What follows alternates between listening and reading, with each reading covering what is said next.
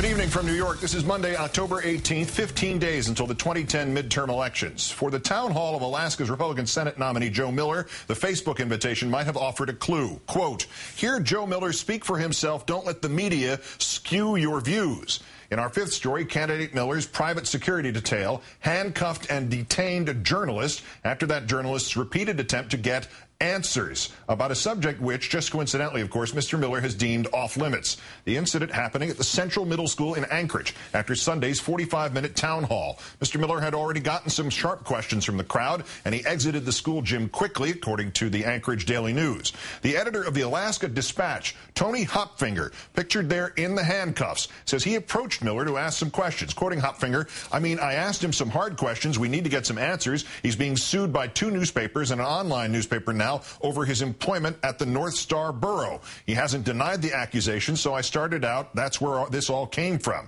Mr. Hopfinger says that security guards from a firm called Drop Zone surrounded him, and when they pushed him, he pushed back. Mr. Hopfinger was then handcuffed by the security detail. And I pushed the guy out of my way. Yeah. At that point, then they took me down here. Who's they? All these guys. These guys? And they handcuffed me, and then they called the police. That tape, courtesy of one of several news organizations which filmed the immediate aftermath when a reporter from the Anchorage Daily News continued to film, the owner of Drop Zone, William Fulton, threatened to handcuff him as well. I'm asking you now. And I am saying the police answer is no. There's a cop right here. You ask the cop to throw me out. Sir, he's actually dealing with him right now. You can leave. Sir, you're trespassing. You need to leave. I'll put you in cuffs too. It's a public place. It's actually private. They actually rented the... They rented the entire school building? Apparently yep. They did. So this is what's going to happen. Show me the lead. If you don't leave right now, I'm going to put you in handcuffs too.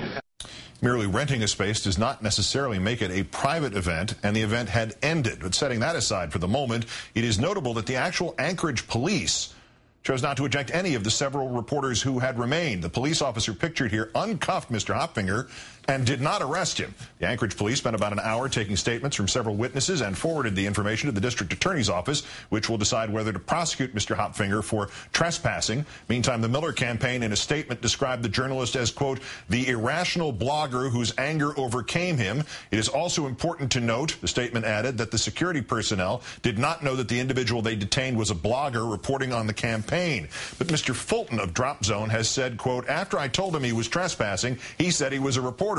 I said, sir, that doesn't matter. You've been asked to leave. This is a private event. Mr. Fulton insisted that Mr. Hopfinger was the one at fault. The man was arrested. We asked him to leave. He chose not to, so he was placed under arrest for trespass. That's exactly what happened today. That video was shot by our next guest, Jill Burke of the Alaska Dispatch, who had her own issues with the Miller campaign security guards. Stop touching me. Stop touching me now. Off of me now. Mr. Miller has now told... Mr. Miller has now told FoxPack that he answered one question from Mr. Hopfinger, and when the journalist kept at it, Miller turned and left. Miller says that he left before Mr. Hopfinger was handcuffed. The moderators of tonight's Alaska Senate debate happen to be from the Alaska Dispatch, but Mr. Miller is still unconfirmed.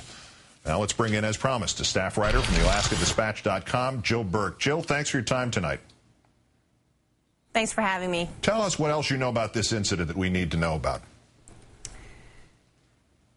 Oh, wow. You know, I didn't actually see the scrum take place, the dust-up between my editor, Tony Hopfinger, and the security staff. I was notified of it after the fact. I do know, in my personal opinion, that these security guards were a little over the top. By the time I got there, he had already been detained and was in handcuffs, kind of pushed into a back hallway with 3 staffers standing guard to make sure nobody advanced toward him. And I think they were overly aggressive, more so than the situation called for. And as you saw in the video, tensions were kind of high. Mr. Hopfinger has admitted he pushed one of those security guards in response, apparently. But given what you experienced with them, can you put that into context? You know, he initially described feeling like these guys kind of closed in around him and that maybe some of the Miller supporters did the same sort of thing. And I think, you know, everybody's walking. He describes it as a scrum. He was trying to ask questions that we know the candidate had been previously resistant to answer and as of yesterday had been resistant to answer. So he felt a little frustrated. I know he said threatened at one point, but it happened very, very quickly from my understanding. And he describes, you know, kind of pushing his hands forward to get people off of him. I didn't see it, so I can't really characterize it other than secondhand.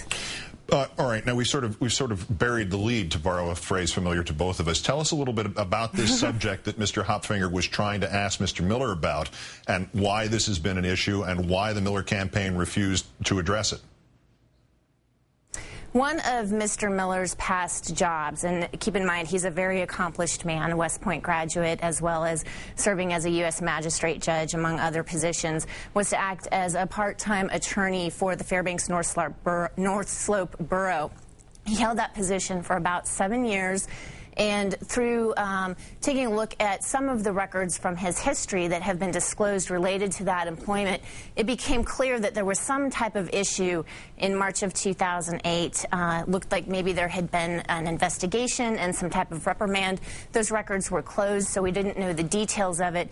We later came to find out through the mayor at the time who served over Mr. Miller that it related to him politicking on borough time and that it was taken very, very seriously. So we've been asking questions about that. We wanted to know if he had done this, and what we were told is that it was his effort at the time to try to unseat our state's GOP chair. It was a failed coup, did not succeed. But one of the things that they had held up against this current leader was that he, in a past government position, had politicked on government time. One thing that fascinates me about this that I don't think people have gotten into too much is this issue of whether or not they knew that Mr. Hopfinger was a reporter or a blogger or had some media qualifications for being there and asking these questions. And the defense seems to be on the part of the people who did this, the goons who were working for Joe Miller, was that, well, we didn't know he was a reporter or a blogger. Does that not necessarily mean they were treating what they thought was just an ordinary private citizen like he was under arrest and pretending that they were policemen who had the right to handcuff another citizen just because this was supposedly a private event on public grounds? If you believe that they didn't know that he was a journalist, then yes, that certainly could be construed to be what that means. I personally believe they absolutely knew who he was. While we were there, there was Mr. Miller's wife was in the back of this candidate forum, this meet and greet, and she was making remarks that clearly made it obvious that she knew who we were, as did other people who were there. And we've been at previous events, as have these gentlemen. Jill Burke of the Alaska Dispatch, what an extraordinary story. Great thanks for your time tonight, and give Mr. Hopfinger our best wishes. I'll certainly do that. Thanks for having me on. Thank you.